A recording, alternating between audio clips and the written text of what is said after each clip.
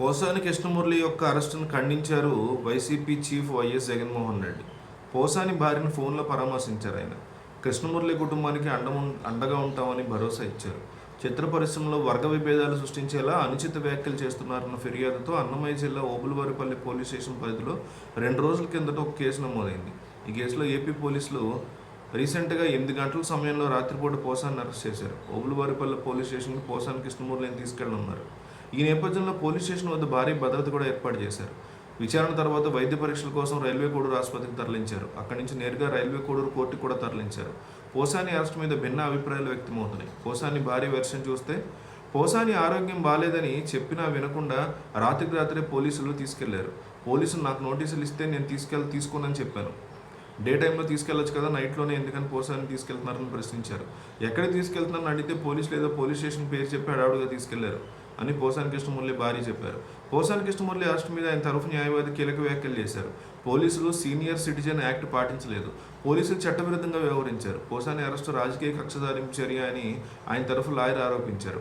పోసాని కృష్ణమురళి అరెస్టును ఖండించారు మాజీ ఎమ్మెల్యే తోపుదుద్ది ప్రకాష్ రెడ్డి.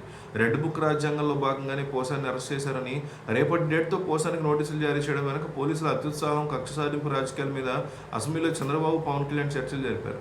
చంద్రబాబు తప్పిదాన్ని విమర్శించినటువంటి పోసాని కృష్ణమురళి మీద నాన్ బెయిలబుల్ కేసు దుర్మార్గం అని మాజీ ఎమ్మెల్యే తోపుదుద్ది ప్రకాష్ రెడ్డి వ్యాఖ్యానించారు. రాజకీయాల నుంచి వైదొలిగినటువంటి పోసాని కృష్ణమురళిని కూడా వదలకుండా ఆంధ్రప్రదేశ్ ప్రభుత్వం అరెస్టుల పర్వంతో కొనసాగించడం ద్వారా రాబోయే ప్రభుత్వాలకి దుష్ట సాంప్రదాయాన్ని వారసత్వంగా అందిస్తున్నట్టుగా ఉంది. గతంలో సాక్షాత్తు మన దేశ ప్రధానమంత్రిని తెలుగుదేశం పార్టీ అధ్యక్షుడు ఆయన సహచరులు ఎన్నెన్నో సార్లు దూషించారు, వ్యక్తిగత దూషణలు కూడా చేశారు. మరి పోసాని మీద పెట్టినట్టు వాళ్ళ మీద కూడా బీజేపీ ప్రభుత్వం దేశవ్యాప్తంగా కేసులు పెట్టి ఉంటే ఏమయ్యేది? ఏపీలో చెడు సాంప్రదాయాన్ని మోడీ పట్టించుకోవాలి.